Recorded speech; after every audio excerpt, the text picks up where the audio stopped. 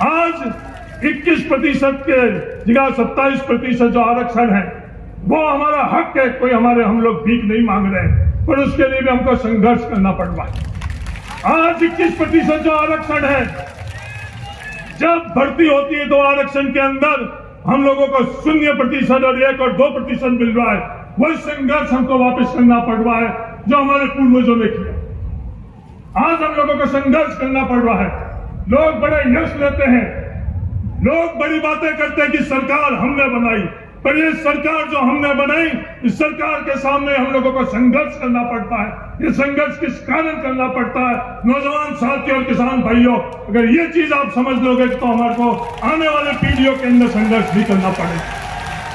जब हम लोग सभी मजदूरी करा करते थे, और मजदूरी भी उन धोनों के ऊपर, उस जमीन पर जहाँ 4-4 साल तक बारिश भी कई बार नहीं पड़ती थी, उस जमीन पर हम लोग मजदूर, और मजदूर से हम लोगों को सरकार के एक फैसले खातेदारी के अधिकार में किसान बनाया 1954 में, खातेदारी का अधिकार और टीएनसी एक्ट। वहां से हमारा सफर शुरू हुआ। बाड़मेर जिले के अंदर चौधरी रामदान जी ने किसान बोर्डिंग के रूप में हम लोगों के लिए एक दुनिया का सबसे बेहतरीन मंदिर दिया, जिसके माध्यम से मेरे जैसे हजारों किसान परिवार के लोग आगे बढ़ने के लिए उस मंदिर के माध्यम से हम लोगों के जीवन के अंदर एक बहुत बड़ी ऊर्जा, मदद और वो माध्यम रहा। इस अवसर पर मैं स्वर्गीय रामदान जी को भी बहुत बहुत श्रद्धांजलि अर्पित करना चाहता हूं। आज उनके कारण ही हम इस स्टेज पर खड़े हैं और आप सब लोग इस मैदान में। मैं इस अवसर पर अगर स्वर्गीय मूलाराम जी धतरवाल साहब को, चौधरी साहब को अगर याद नहीं करूं तो शायद मैं ये समारोह अधूरा होगा। मूलाराम जी धतरवाल साहब हेमाराम जी के पिताजी थे। इस क्षेत्र के बायतू क्षेत्र के बड़े चौधरी थे और उस वक्त भी सामाजिक कार्यों के अंदर और समाज सुधार के अंदर अग्रणीय थे। डीकी देवी जी, हेमाराम जी की पत्नी डॉक्टर सरोज, सुनीता जी, तेज सिंह जी, तमाम परिवार को आज मैं, मेरे पास शब्द नहीं है धन्यवाद देने के लिए। साधुवाद भी शब्द कम पड़ रहा है। आप जिस सोच से, जिस मकसद से आपने ये काम शुरू किया है, लाखों की तादाद में आप सब लोग यहाँ पधारे हो, उसी सोच और उस प्रयास को बल देने के लिए आप पधारो। इसके लिए आप तमाम लोगों को तहे दिल से धन्यवाद देना चाहता हूं। जहां तक मेरी समझ है, राजस्थान में नहीं, हिंदुस्तान के अंदर किसी किसान परिवार ने इस तरह का संस्था और इस तरह के भवन का निजी तौर के ऊपर निर्माण नहीं किया। अगर कहीं किया हो तो वो मेरी नजर के अंदर नहीं है। इस भवन के माध्यम से बाड़मेर जिले और उसके आसपास के 36 कौम के जरूरतमंद छात्र योग्य बनेंगे और सक्षम बनेंगे, अध्ययन करेंगे, संस्कार प्राप्त करेंगे, योग्य बनकर और आगे बढ़ेंगे। आज उस योग्यता के बावजूद भी हम लोगों को संघर्ष करना पड़ रहा है। ये संघर्ष उसी तरह का है जब हम लोगों को खातेदारी का अधिकार मिला था, तो उस वक्त भी व्यवस्था के अंदर बहुमत उस खातेदारी के अधिकार के सामने खड़ा था। पर कुछ चंद लोग जिनकी सोच उस खातेदारी के अधिकार के माध्यम से हम लोगों को आगे बढ़ाने का अवसर प्रदान कर रहे थे, उनके माध्यम से हम लोग आगे बढ़े, वो अलग बात है। उस खातेदारी के अधिकार के माध्यम से हम आगे बढ़े। वो कृषि क्षेत्र आज उसी देश के अंदर उस सोच का विरोध कर रहे थे, वो सफल हुए और हम लोग आज संघर्ष कर रहे हैं। इस कृषि क्षेत्र को आज जो कमजोर और लगभग खत्म कर दिया गया इसके कारण।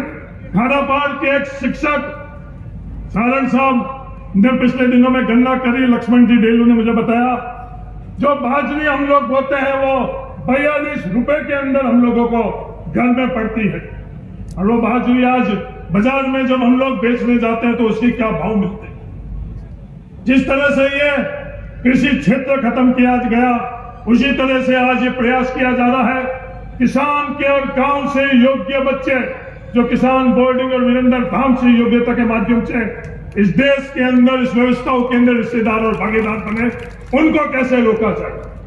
उसी सोच के कारण चाहे वो जातिगत जनगणना की बात हो, वही सोच, वही वर्ग, वही लोग मजबूती से आज जातिगत जनगणना को रोक रहे हैं, वो सफल हो रहे हैं और आज हमको वो का वो संघर्ष करना पड़ रहा है। आज 21% के जगह 27% जो आरक्षण है वो हमारा हक है, कोई हम लोग भीख नहीं मांग रहे हैं, पर उसके लिए भी हमको संघर्ष करना पड़ रहा है। आज 21% जो आरक्षण है, जब भर्ती होती है तो आरक्षण के अंदर हम लोगों को 0% और 1 और 2% मिल रहा है। वही संघर्ष हमको वापस करना पड़ रहा है जो हमारे पूर्वजों ने किया। आज हम लोगों को संघर्ष करना पड़ रहा है।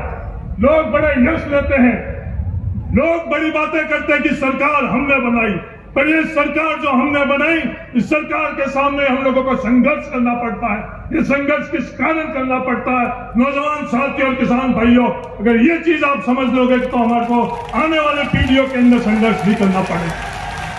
बहुत मिले हैं सुनीता जी और तेज सिंह जी जैसे जो हेमाराम जी की सोच को उस परिवार के अंदर आगे बढ़ाने के लिए अपना सब कुछ लगाया है, वरना आज के जमाने में आज की पीढ़ी सिर्फ अपने आप के लिए सोचती है और अपने परिवार के लिए सोचती है। मेरे इस अवसर के ऊपर आप तमाम लोगों से यही निवेदन है, जागृत हो, शिक्षित हो, संगठित हो, हक के लिए संघर्ष करो। आने वाले वक्त के अंदर सिर्फ हिस्सेदारी से संतुष्ट नहीं हो, आने वाले वक्त के अंदर व्यवस्थाओं के अंदर नेतृत्व हम लोग किस प्रकार से कर सकें। हमारे आदर्श रामदास जी डोकिया, हमारे आदर्श गंगाराम जी, हमारे आदर्श हेमाराम जी ने जो संघर्ष किया है, जो इन लोगों के पीड़ा के बावजूद भी इन लोगों ने हम लोगों के लिए एक मार्ग प्रशस्त किया है, उस मार्ग पर बढ़ते हुए हम लोग आगे कैसे बढ़े, आगे बढ़ने के लिए आप सब लोगों को शुभकामनाएं।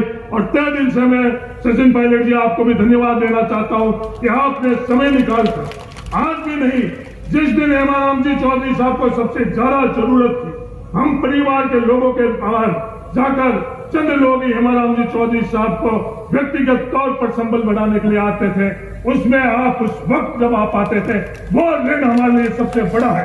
आपका पद, आपकी राजनीतिक ताकत से जो आप लोगों ने दिया है, उससे बड़ा जिस वक्त हम लोगों को उस चीज की जरूरत थी, आप सचिन पायलट जी आकर आप हमारे परिवार के साथ खड़े रहे। तय दिन से आज मैं स्वाभाविक तौर के ऊपर आपको धन्यवाद देना चाहता हूँ। धन्यवाद, जय हिंद, राम राम। बहुत बहुत शुक्रिया।